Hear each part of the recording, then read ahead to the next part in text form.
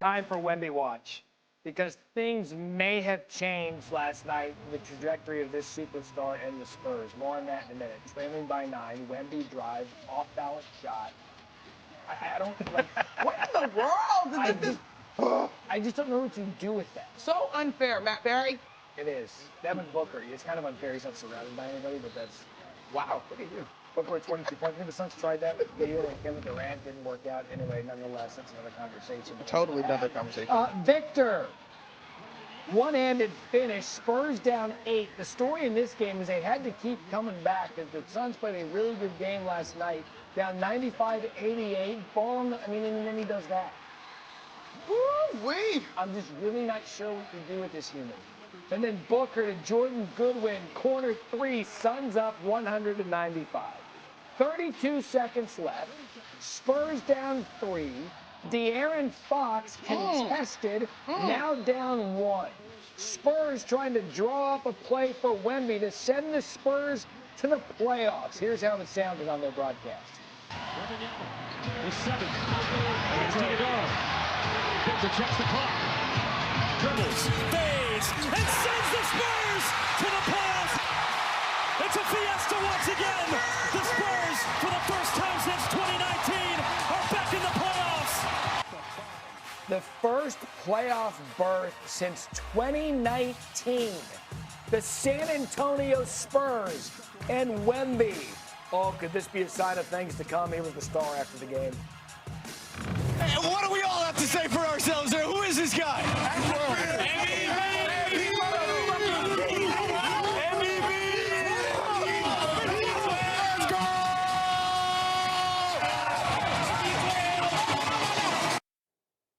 They might be ahead of schedule, but they are fun to watch. Very fun. What a great finish that was. And Amon, that game winner that he just hit, has the conversation around Wemby and the Spurs changed because of it?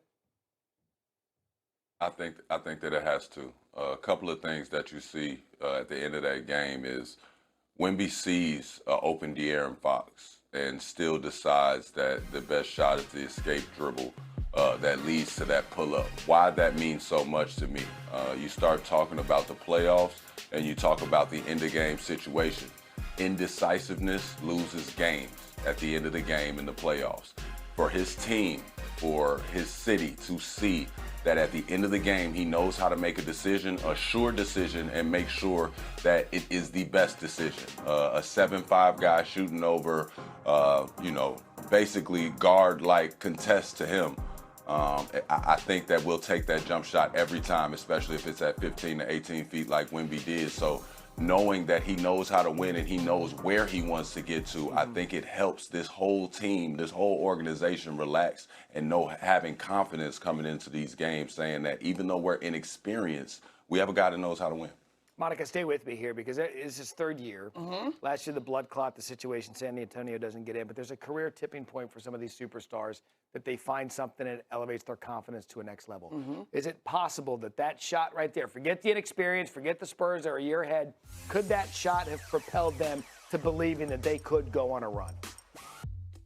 I don't know if you needed that shot. I think the shot is for Wemby's individual confidence, but I think when you listen to this entire group talk, and this is the thing, as great as Wemby is, and as much of a puzzle as he is to stop on both sides of the floor, the rest of that supporting cast, they got something. They've got three-point shooting, they can defend, they've got De'Aaron Fox, who's been a clutch player of the year, they've got Harrison Barnes, who's been a champion. As a collective, they are still inexperienced, but I think they believe in themselves, and to me, Wemby is probably the single most unique ingredient that could be the elixir in terms of the inexperience. In the entire league, who's stopping him?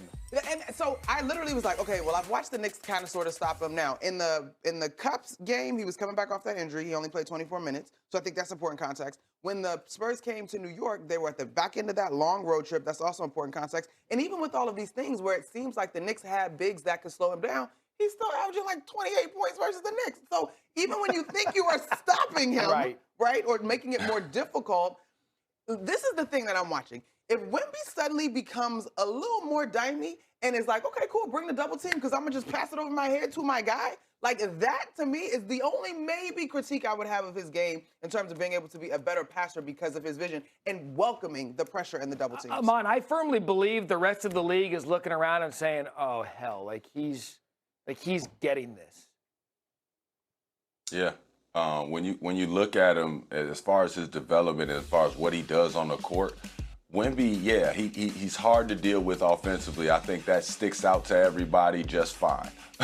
But what's scary about him to me is the games that you really do have him figured out offensively. He's not really doing much, but he continues to play in other ways. He's getting deflections. He's forcing your guards to have to change things up at the rim. Everybody's surprised when he gets a block. But what's crucial for them getting those blocks is he gets the block, and then he leads to a live ball turnover. Yes. He keeps the game going. That becomes a breakaway. That becomes a dunk. That becomes a three in the corner for somebody. So Wemby is dangerous in all ways. You don't stop him. You only contain. And is there any value out there, Joe, in the Western Conference with a top-heavy? You got Luka, you've got Wemby, and you've got SGA. It's them. It's still them. It's been them for weeks. It's still them. The Spurs are 4-1 to win the West. The way the resumes stack up, DraftKings has it priced like a lot of people do. OKC at the top, big gap, and then you have the Spurs and the Nuggets. I think the Spurs resume is much closer to what you see with OKC, who they've beaten multiple times this year, than it is Denver.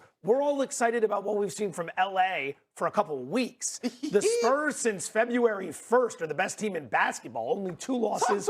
Number 1 in offensive efficiency, number 2 in defensive efficiency. We're just worried because we haven't seen it before. That creates value. I'll buy into that. Now she's on. Did you hear her? She believes you. She's on your side now. I still will admit, y'all, that I trend toward like, but they haven't done it in a series. And Amon, like, tell me if I'm wrong. A series, the adjustments, the intensity, the schedule. And this is a guy, mind you, he missed a lot of time coming off that foot injury. He's been great so far, but I just wonder, does the playoff pressure catch up? But the Thunder hadn't done it till the Thunder did it. But the Thunder were in. Like, they were in first round, second round. Like, they worked their way to it. Kind of like the Warriors back when they were young. Amon, last word. They are very close. The Spurs excite me, and I know they didn't need the shot, but that shot really makes me feel like they are ready to see somebody in the playoffs. The one person you don't want to see is 7-12.